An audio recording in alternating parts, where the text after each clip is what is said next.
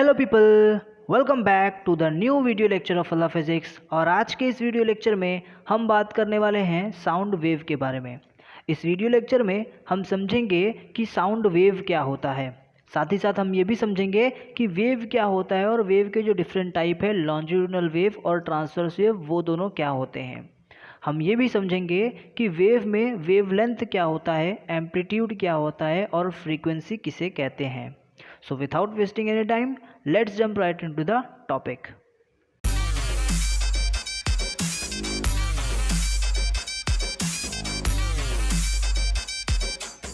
तो साउंड को सबसे पहले उसकी डेफिनेशन से समझने की कोशिश करते हैं। तो अगर मैं साउंड की डेफिनेशन की बात करूँ तो साउंड का डेफिनेशन है कि sound is a form of energy which create sensation of hearing in our year.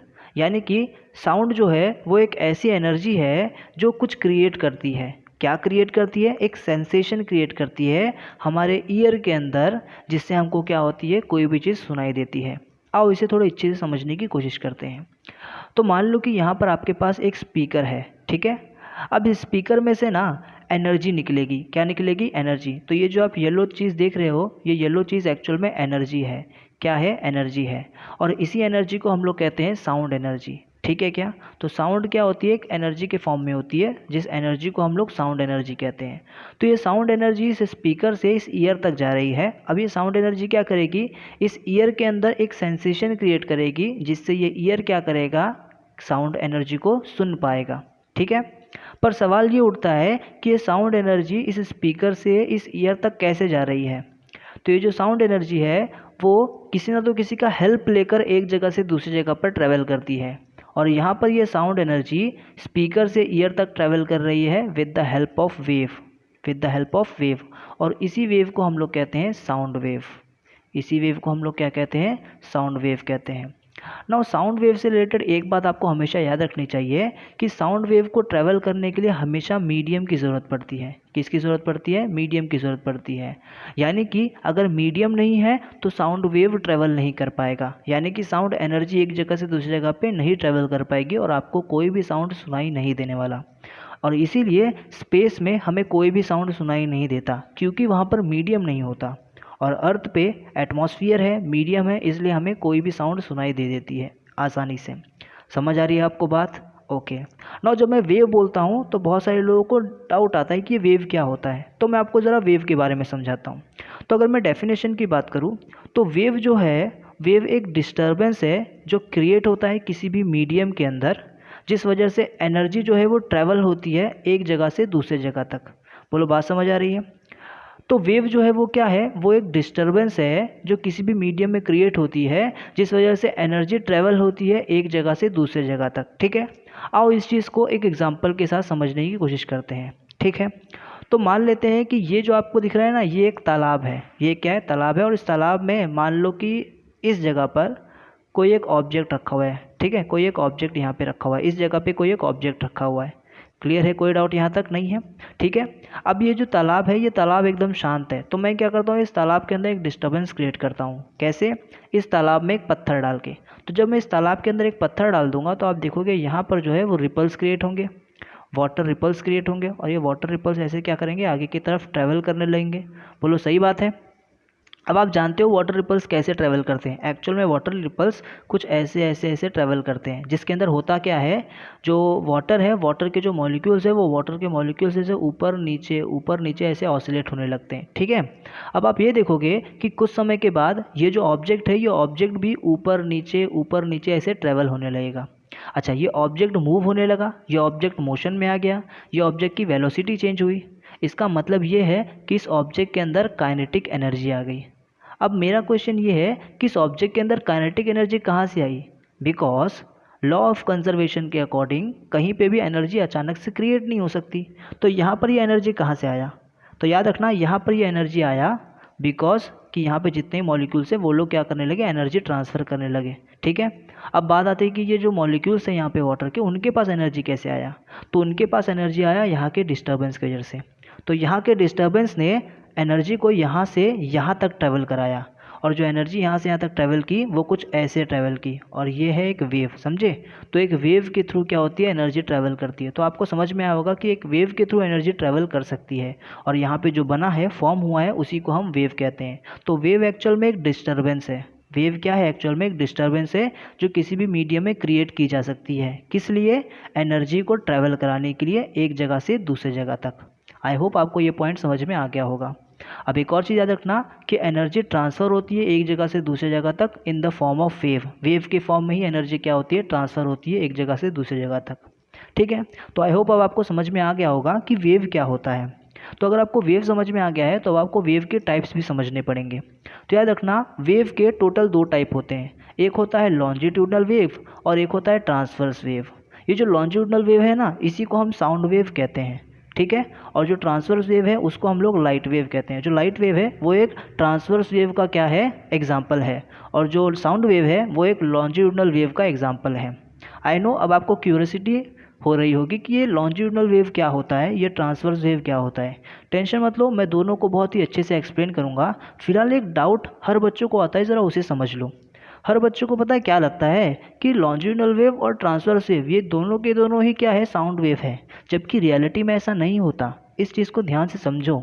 Longitudinal wave एक साउंड वेव है, सही बात है, बट ट्रांसवर्स वेव कोई साउंड वेव नहीं है। ट्रांसवर्स वेव एक लाइट वेव है। ठीक है, अब ये कैसा होता है, इसका हम लोग स्ट्रक्चर देखेंगे, कैसे फॉर्म होता है, ये सारी चीज़ें हम लोग समझेंगे।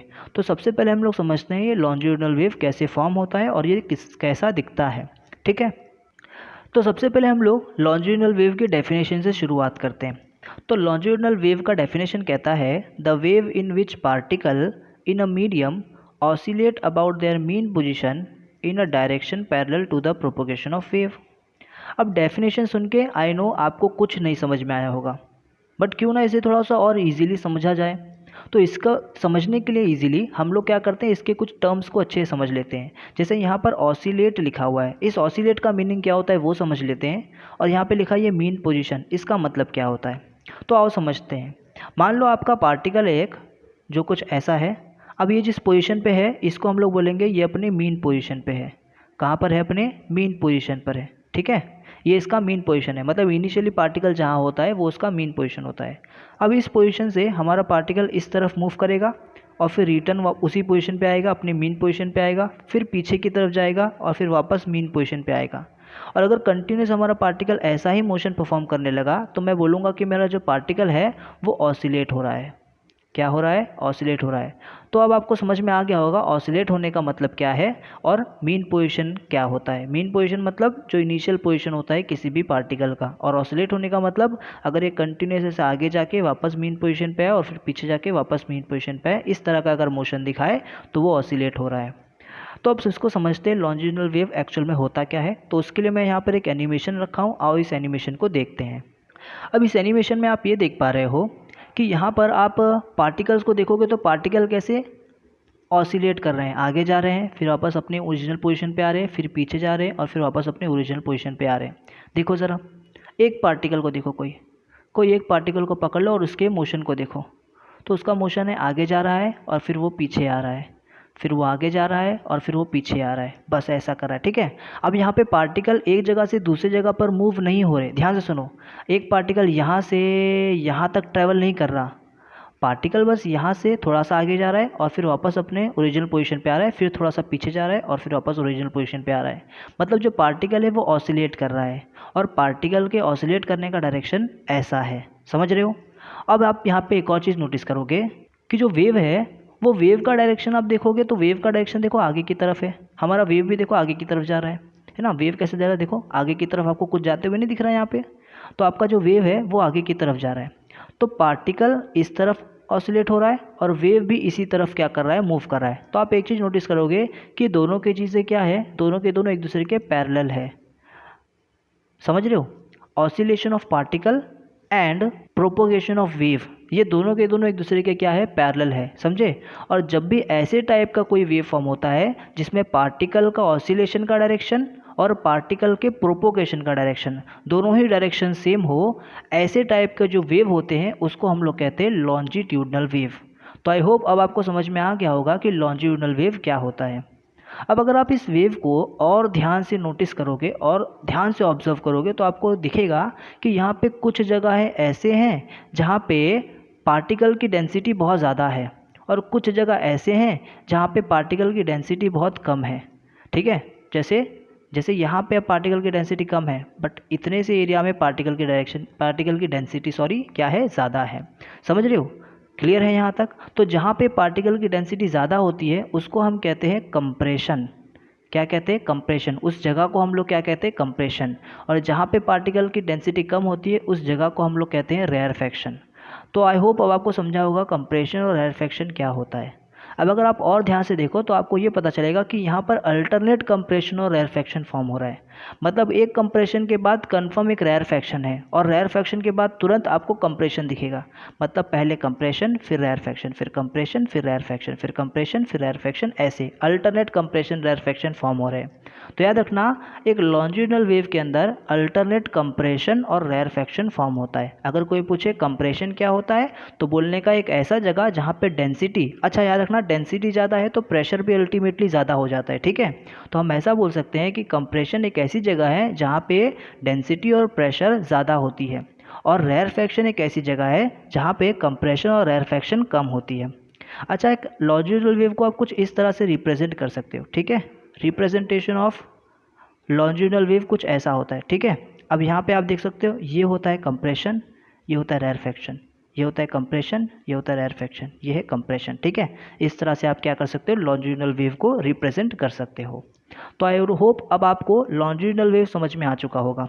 तो अब हम लोग क्या करते हैं, अब हम लोग ट्रांसवर्स वेव को समझने की कोशिश करते हैं। ठीक है, तो ट्रांसवर्स वेव को भी उसके डेफिनेशन से पहले समझने की कोशिश करते हैं। ट्रांसवर्स वेव का डेफिनेशन कहता है the wave in which particle in a medium oscillate about their mean position in direction perpendicular to the propagation of wave. अब इसके अंदर भी मैं ऑसिलेट और मीन पोजीशन का मतलब नहीं समझाने वाला, बिकॉज अब आपको समझ में आ चुका है ऑसिलेट होना मतलब क्या होता है। बस यहाँ पे एक चीज़ आपको समझ में आ रही होगी कि यहाँ पे ना पैरेलल की जगह परपेंडिकुलर लिखा हुआ है ना, और परपेंडिकुलर मतलब आपको पता है। अब यहाँ पे परपेंडिकुलर डायरेक्शन किसका है, ऑसिलेशन का। मतलब यहाँ पर जो आपके पार्टिकल है उसकी ऑसिलेशन का डायरेक्शन और जो आपका वेव है उस वेव के प्रोपोगेशन का डायरेक्शन दोनों परपेंडिकुलर होगा। अब ये कैसा होगा, आओ इसके एनिमेशन को देखकर समझने की कोशिश करते हैं। ठीक है, तो आप इस वेव को देख रहे हो, ये वेव देखो कैसे ऐसे ऐसे मूव हो रहा है, जैसे पानी पे जो ऑसिलेशन है, सॉरी, पानी के ऊपर जो वेव फॉर्म हो रहा था, देखो उसी तरह का वेव यहाँ पे फॉर्म हो रहा है ना, ऐसे सांप की तरह ऊपर नीचे ऊपर नीचे। अब यहाँ पर अगर आप किसी एक पार्टिकल को देखोगे, मान लो मैं इस छोटे से पार्टिकल की बात करता हूँ। ठीक है, अब इस पार्टिकल के ज़रा मोशन को आप देखना, इसका मोशन किस तरह है। क्या इसका मोशन आगे पीछे है? नहीं सर, इसका मोशन ऊपर नीचे हो रहा है। कैसा हो रहा है? ऊपर नीचे हो रहा है। मतलब ये इसका मेन पोजीशन, यहाँ से ये थोड़ा सा ऊपर जाएगा, फिर वापस अपने ओरिजिनल पोजीशन पे आएगा, फिर थोड़ा सा नीचे जाएगा, फिर वापस ओरिजिनल पोजीशन पे आएगा। मतलब ऑसिलेट हो रहा है, बट ऑसिलेशन का डायरेक्शन कैसा है, ऐसे ऊपर की तरफ। ठीक है, और यहाँ पर जो वेव है वो वेव आपको ऐसे आगे की तरफ जाते हुए दिख रही है। मतलब वेव का डायरेक्शन ऐसा है, ऑसिलेशन का डायरेक्शन पार्टिकल का ऊपर है और वेव के प्रोपोगेशन का डायरेक्शन कुछ इस तरफ है, यानी दोनों के बीच में 90 डिग्री फॉर्म हो रहा है। और ऐसे टाइप के जो वेव होते हैं उन्हीं वेव को हम लोग क्या कहते हैं, ट्रांसवर्स वेव। उन्हीं वेव को क्या कहते हैं, ट्रांसवर्स वेव। तो आओ एक बार इस एनिमेशन को वापस से देख लेते हैं और समझ लेते हैं कि ट्रांसवर्स वेव किस तरह से प्रोपोगेट होता है।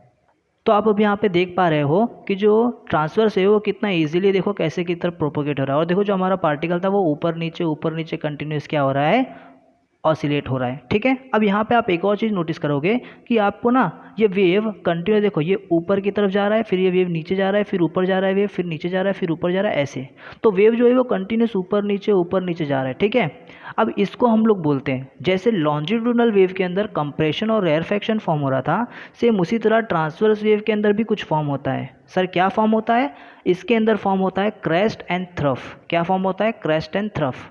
जब आपका वेव ऊपर की तरफ जाता है ना तो इसको हम लोग बोलते हैं क्रेस्ट। ठीक है, और जब आपका वेव नीचे की तरफ जाता है उसको हम लोग बोलते हैं थ्रफ।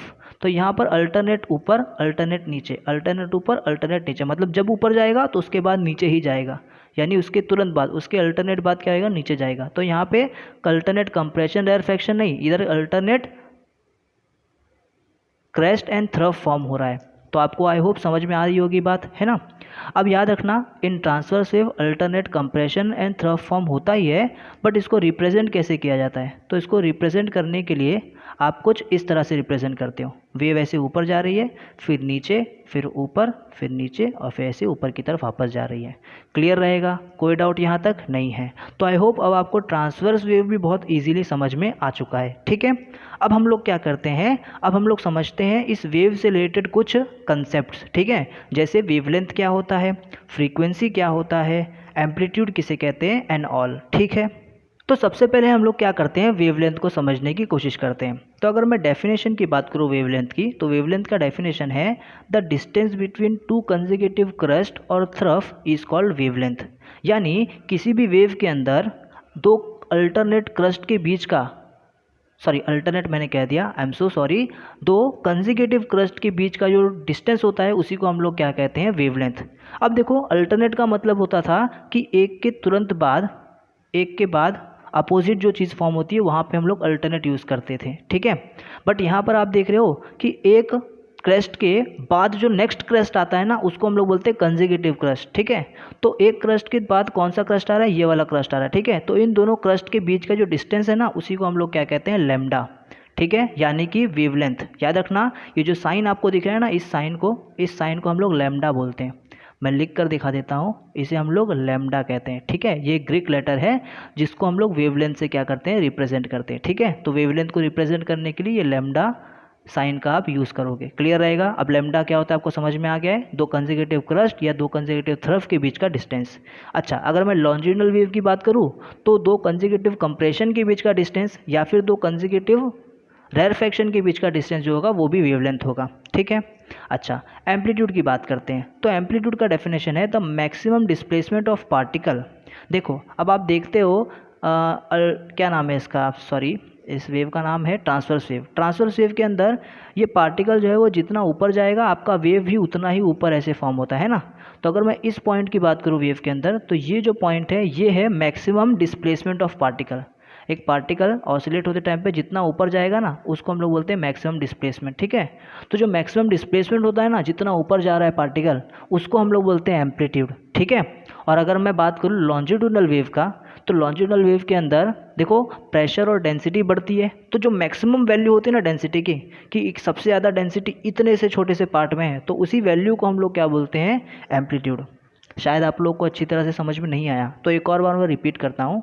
जैसे मान लो कि मेरे पास एक ट्रांसवर्स वेव है। अब यहाँ पे मेरा जो वेव है वो वेव कुछ ऐसे ऊपर जा रहा है, ऊपर जा रहा है, ऊपर जा रहा है। तो जो मैक्सिमम पॉइंट है जहाँ तक मेरा वेव ऊपर गया, उसके बाद से मेरा वेव अब नीचे आएगा, ठीक है। तो जो मैक्सिमम पॉइंट था उधर तक का जो हाइट होता है मीन पोजीशन से, यानी यहाँ से जो मैक्सिमम हाइट होता है उसी को हम लोग क्या बोलते हैं, एम्पलीट्यूड। क्लियर होगा। और अगर मैं बात करूँ किसकी, अगर मैं बात करूँ एक लॉन्जिट्यूडिनल वेव की, तो लॉन्जिट्यूडिनल वेव में देखो कंप्रेशन फॉर्म होता है, फिर रेरफैक्शन फॉर्म होता है, फिर कंप्रेशन फॉर्म होता है, फिर रेरफैक्शन फॉर्म होता है ना। तो जो मैक्सिमम वैल्यू होती है ना कंप्रेशन की, उसको हम लोग बोलते हैं एम्पलीट्यूड। तो आई होप अब आपको समझ में आ गया होगा कि एम्पलीट्यूड क्या होता है, ठीक है। अब अगर वो समझ गया है तो हम लोग एक काम करते हैं, टाइम पीरियड को समझ लेते हैं। तो टाइम पीरियड को समझने के लिए ना आपको पहले वन वेव को समझना पड़ेगा। तो वन वेव क्या होता है, आओ वो समझते हैं। तो मान लो यहाँ पर एक ट्रांसवर्स वेव है, ठीक है। तो एक ट्रांसवर्स वेव में क्या बनता है, एक क्रस्ट बनता है और एक थ्रफ बनता है। तो एक क्रस्ट और थ्रफ को मिलाकर वन वेव बनता है, ठीक है। तो अगर एक क्रस्ट से शुरू होकर और एक थ्रफ भी कंप्लीट कर लेता है कोई एक वेव, तो मैं बोलता हूँ कि उस वेव ने अपना एक साइकिल कंप्लीट किया, तो उसको हम लोग बोलते हैं वन वेव या फिर वन वेव साइकिल। तो एक वेव ने अपना एक साइकिल जब कंप्लीट कर लिया तो उसको हम लोग बोलते हैं वन वेव या वन वेव साइकिल, ठीक है। अब ये वन वेव साइकिल कंप्लीट करने के लिए वेव को कुछ तो टाइम लगेगा ना, कुछ तो टाइम लगेगा वेव को एक क्रस्ट और थ्रफ बनाने के लिए। तो जो टाइम लग रहा है वेव को एक क्रस्ट और थ्रफ बनाने के लिए, और you can say one wave cycle complete करने के लिए, उसको हम लोग बोलते हैं टाइम पीरियड। उसे हम लोग कहते हैं उस वेव का टाइम पीरियड, ठीक है। तो टाइम पीरियड क्या है, time period is to complete one oscillation. One oscillation मतलब एक कंप्लीट क्रेस्ट और थ्रफ बनाने का टाइम, उसी को हम लोग क्या कहते हैं, टाइम पीरियड। क्लियर होगा। अच्छा, टाइम पीरियड को हम लोग कैपिटल टी से डिनोट करते हैं, ठीक है। अब इसके बाद सबसे इंपॉर्टेंट और सबसे ज़्यादा कन्फ्यूजन टॉपिक कि फ्रीक्वेंसी क्या होती है। तो फ्रीक्वेंसी को हम बड़े आराम से समझते हैं। तो फ्रीक्वेंसी को समझते हैं एक एग्जाम्पल के साथ में। तो मान लेते हैं कि आप ना एक बस स्टॉप के यहाँ पे वेट कर रहे हो अपने दोस्त का। आप दोनों को कहीं जाना है बस से, और आपका एक दोस्त है जो आया नहीं अभी तक, और आप बस स्टॉप पर वेट कर रहे हो, ठीक है। अब आप बहुत टाइम से वेट करो, आपका दोस्त आया नहीं और 1 घंटा हो गया, और उस 1 घंटे के बीच में जिस बस से आपको जाना था वैसी 2 बस आकर चली गई। अब जब आपका दोस्त आएगा तो आप एकदम गुस्सा हो जाओगे। अब लोग यार ये क्या है यार, इतना टाइम लगाता है, देख 2-2 बस चली गई, तेरे वजह से मैं दोनों 2 बस छोड़ दिया है ना। आप ऐसे ही बोलोगे। तो आपका दोस्त बोलेगा अरे टेंशन मत ले भाई, यहाँ पर बस की फ्रीक्वेंसी 2 है। इसका मतलब क्या हुआ? इसका मतलब ये हुआ कि हर घंटे में 2 बस जाती है, क्यों टेंशन ले रहा है, अभी एक और बस आ जाएगी, उसमें बैठ के चले जाएंगे हम लोग, समझे। तो यहाँ पर इसके दोस्त ने बोला कि यहाँ पर 2 फ्रीक्वेंसी है वेव की, सॉरी बस की जो फ्रीक्वेंसी वो कितनी है, 2 है। तो इसका मतलब समझे, इसका मतलब कि एक पर्टिकुलर टाइम में कितना बस जा रही है, इसको हम लोग बोलते हैं बस की फ्रीक्वेंसी। सेम उसी तरह एक पर्टिकुलर टाइम में कितना नंबर ऑफ वेव फॉर्म हो रहा है, इसी को हम लोग बोलते हैं वेव की फ्रीक्वेंसी। समझ रहे हो? मतलब मान लेता हूँ कि यहाँ पर 1 सेकेंड का टाइम में यहाँ पर एक वेव फॉर्म हो रहा है, तो मैं बोलूँगा कि 1 सेकेंड में एक वेव फॉर्म हो रहा है, मतलब यहाँ पे फ्रीक्वेंसी 1 है। और वही अगर मैं बोलूँ कि 1 सेकेंड के टाइम में 2 वेव फॉर्म हो रहा है, तो मैं बोलूँगा फ्रीक्वेंसी 2 है। सो यस, अगर फ्रीक्वेंसी को डिफाइन किया जाए तो फ्रीक्वेंसी की डेफिनेशन है number of waves in 1 second is called frequency of wave. यानी 1 सेकेंड में कितने नंबर ऑफ वेव्स फॉर्म हो रहे हैं, इसी को हम लोग बोलते हैं फ्रीक्वेंसी। याद रखना, फ्रीक्वेंसी को हम लोग इस लेटर से डिनोट करते हैं, इसे हम लोग कहते हैं न्यू। क्या कहते हैं? न्यू। तो जिस तरह से इसे हम लोग लैम्डा कहते थे, सेम उसी तरह से इस लेटर को हम लोग कहते हैं न्यू। यस, ये भी ग्रीक लेटर है, ठीक है। फ्रीक्वेंसी का फॉर्मूला होता है, फ्रीक्वेंसी का फॉर्मूला होता है new is equals to 1/t, या फिर आप इसे ऐसे बोल सकते हो frequency is equals to time inverse, ठीक है, 1/t। फ्रीक्वेंसी का जो ऐसा यूनिट है वो ऐसा यूनिट है हर्ट्ज, और सेकेंड इनवर्स भी आप बोल सकते हो। अच्छा, वेवलेंथ का ऐसा यूनिट मीटर होता है, एम्पलीट्यूड का भी क्या होता है, मीटर होता है, और जो टाइम पीरियड है उसका तो सेकंड होता है, आपको पता ही है। क्लियर रहेगा? अच्छा, एक इंपॉर्टेंट चीज़ है जो आपके टेक्स्ट बुक में थोड़ा सा मेंशन किया हुआ है, उसके बारे में बोलना चाहूँगा। एक होता है लाउडनेस, एक होता है लाउडनेस, ठीक है, और एक होता है पिच। तो लाउडनेस का मतलब क्या होता है वो समझिए। लाउडनेस का मतलब होता है कि आप जिस आपका मतलब जो साउंड है वो साउंड कितना, उसका एम्पलीट्यूड कितना ज़्यादा है। याद रखना, किसी भी साउंड का अगर एम्पलीट्यूड बहुत ज़्यादा होगा ना तो उसका लाउडनेस ज़्यादा होगा, ठीक है। क्लियर रहेगा? अगर मेरे पास जो साउंड है उस साउंड का एम्पलीट्यूड बहुत ज़्यादा है, तो मतलब वो जो साउंड होगा वो बहुत हाई वॉल्यूम के साथ होगा, ठीक है, मतलब बहुत लाउड होगा। और एक होता है पिच। पिच का मतलब क्या होता है? पिच का मतलब होता है फ्रीक्वेंसी। अगर मैं बोलता हूँ कि मेरे पास जो साउंड है उसकी फ्रीक्वेंसी बहुत ज़्यादा है, समझ रहे हो, तो मतलब मैं बोलूँगा उसकी पिच बहुत ज़्यादा है। पिच का एक सिंपल मीनिंग होता है कि जो आपका जो साउंड है उसका श्रिलनेस कैसा है, ठीक है। मतलब जो साउंड है वो साउंड कितना पतला है और कितना भारी है। जैसे मैं आपको एक बात बताऊँ, तो जो गर्ल्स होती हैं, गर्ल्स की पिच जो होती है वो बहुत हाई होती है, ठीक है, और जो बॉयज़ है, बॉयज़ की पिच बहुत क्या होती है, लो होती है, ठीक है। मतलब गर्ल्स जब बोलती हैं तो उनका जो साउंड होता है उसकी फ्रीक्वेंसी क्या होती है, बहुत ज़्यादा होती है। और जब कोई लड़का बोलता है तो उसके जो साउंड की फ्रीक्वेंसी होती है वो हमेशा क्या होती है, कम होती है। तो फ्रीक्वेंसी आपको बताती है कि पिच कितनी हाई होगी, कितनी कम होगी, ठीक है। और एम्पलीट्यूड आपको बताता है कि लाउडनेस कितना ज़्यादा होगा, कितना कम होगा, यानी वॉल्यूम कितना ज़्यादा होगा और कितना कम होगा। तो आई होप आपको कैरेक्टरिस्टिक्स ऑफ साउंड भी समझ में आ गया होगा, ठीक है। सो अब नेक्स्ट वीडियो लेक्चर में हम लोग बात करेंगे वेलोसिटी ऑफ साउंड के बारे में, ठीक है। सो मिलता हूँ आपसे नेक्स्ट वीडियो लेक्चर में, तब तक के लिए बाय बाय।